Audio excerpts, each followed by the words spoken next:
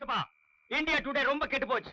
நேத்து இந்தியா நல்லா இருந்ததுன்றியா? இந்த கிண்டல் தானே வேண்டாங்கிறது. நம்ம கவர்மெண்ட்டுக்கு வரி கட்டுறோம், கார்பரேஷனுக்கு வரி கட்டுறோம். ராத்திரி நேரத்தில் நாம பயம் இல்லாம நடந்து போக முடியுதா? ஸ்ட்ரீட் லைட் ஒன்னு எரியுதான்னு பாருங்க. நீ ஒன்னும் பயப்படாத. நீ இருக்கிற நேரத்துக்கு இருட்டுல உன்னை யாரும் கண்டுபிடிக்க முடியாது. உன் பிரீப் கேஸ்ல ₹1,00,000 பணம் வச்சிருக்கிறேன். இந்த விவரம் எவனுக்காவது தெரிஞ்சு நம்மள ஃபாலோ பண்ணிட்டே வந்து உன் தலையில டுமீல் டுமீல் டுமீல்னு 3 தடவை சுட்டுட்டு பணத்தை புடுங்கிட்டு இருட்டுல மறைஞ்சிட்டான்னா என்ன செய்யறது?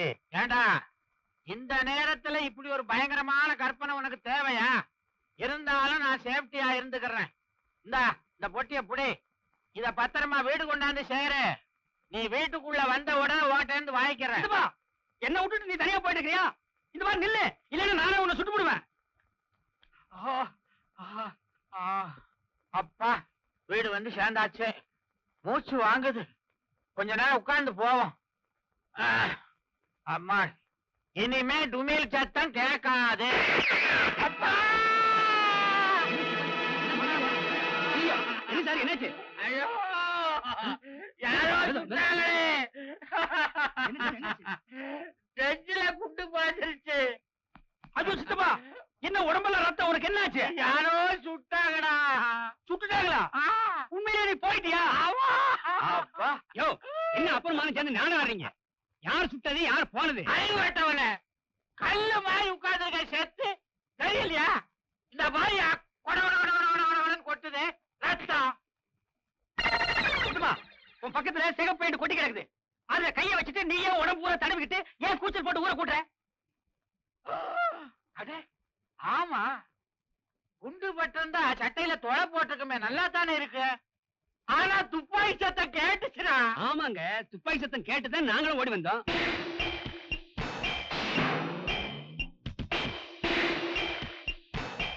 சித்தப்பா வெடி சத்தம் கேட்டு அக்கம் பக்கத்துல இருந்தவங்க எல்லாம் ஓடி வந்திருக்காங்க. இந்த 10ஆம் நம்பர் வீட்டு கதவு மட்டும் சாத்தி இருக்கு. ஆனா மாடியில் லைட் எரியுது. இவ்வளவு கலவரம் நடந்திருக்கு. ஆனா இந்த வீட்டுல இருந்து மட்டும் யாரும் வெளியே வரல. கரெக்ட். இந்த வீட்டுலதான் துப்பாக்கி குண்டு வெடிச்சிருக்கு. நீ போய் கதவை தட்டு. யாராவது வர்றாங்களா பாரு. யூ ஆர் கரெக்ட் சித்தப்பா. பானு பூபாதி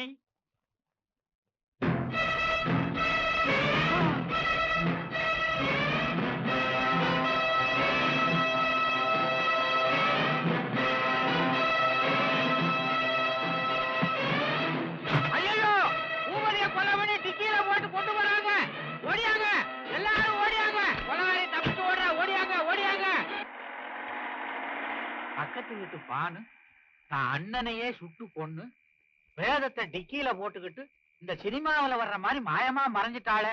சம்பவம் நடந்த 10 நிமிஷத்துக்குள்ள போலீஸ் அதிகாரிங்க பானு வீட்டுக்கு போயிட்டாங்க. அவ வீட்டு மாடியில தான் அந்த கொலை நடந்திருக்கு. சுவத்துல ரிவால்வர் குண்டு பதிஞ்சதுக்கான அடையாளம் இருந்தது.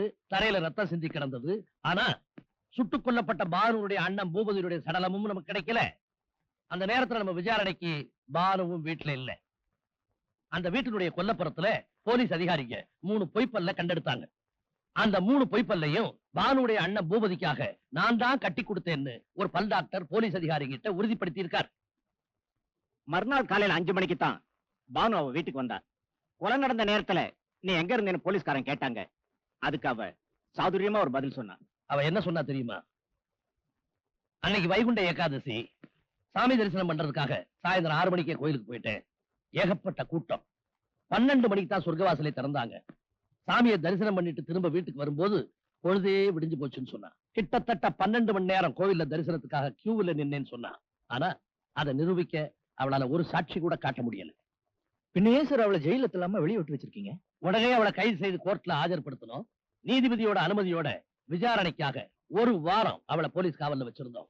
எப்படி அவ அண்ணனுடைய சடலத்தை கைப்பற்றணுன்றதுக்காக அவளை துருவி துருவி சாமர்த்தியமா விசாரிச்சோம். ஆனா கல்லூரி பங்கம் மாதிரி என் அண்ணனை நான் கொலை செய்யலன்னு சாதிச்சுட்டா. பானுதா அவ அண்ணனை சுட்டு கொன்னான்றத கோர்ட்ல நிரூபிக்கணும்னா கொல்லப்பட்டதாக சொல்லப்படுற அவ அண்ணனுடைய சடலம் நமக்கு கண்டிப்பா தேவை. ஆனா பூபதியினுடைய பாடியை நம்மால கண்டுபிடிக்க முடியல. சோ 1 வாரம் போலீஸ் காவலுக்கு பிறகு அவளை வெளியில விட்டுட்டோம். ஆனா அந்த நிமிஷத்துல இருந்து அவ வீட்டையும் அவ வெளிவட்டார நடவடிக்கைகளையும் ராத்திரி பகலா கண்காணிச்சுட்டு வர்றாரு மிஸ்டர் பிரதீப். நீ ஒரு போலீஸ் அதிகாரின்னு தெரிஞ்சும் அவ வீட்டுல உனக்கு தங்க இடம் கொடுத்திருக்கா. It's a shock to me. Sir, நான் போலீஸ் இலாக்காவை சேர்ந்தவன் அவளுக்கு தெரியாது. இல்ல, நீ யாருன்னு அவகிட்ட சொன்ன. பேங்க் அதிகாரின்னு சொன்னேன். ஏன் அப்படி சொன்னேன்? பேச்சுவாக்குல போலீஸ் இலாக்காவை கடுமையா விமர்சனம் செஞ்சான். அவளுடைய காழ்ப்புணர்ச்சிக்கு என்ன காரணம் தெரிஞ்சுக்கிட்ட பிறகு நான் யாருங்கிற உண்மையை அவளுக்கு சொல்லான்னு இருந்தேன். அதனாலதான் தற்காலிகமா அப்படி ஒரு பொய் சொன்னேன். பானுவோட கடந்த கால வாழ்க்கையை பத்தி தெரிஞ்சுக்காம அவ வீட்டுக்கு வாடகைக்கு போனது தப்புதான். இன்னைக்கே வேற வீட்டுக்கு என் ஜாகையை மாத்திக்கிறேன். அவசரப்படாதே.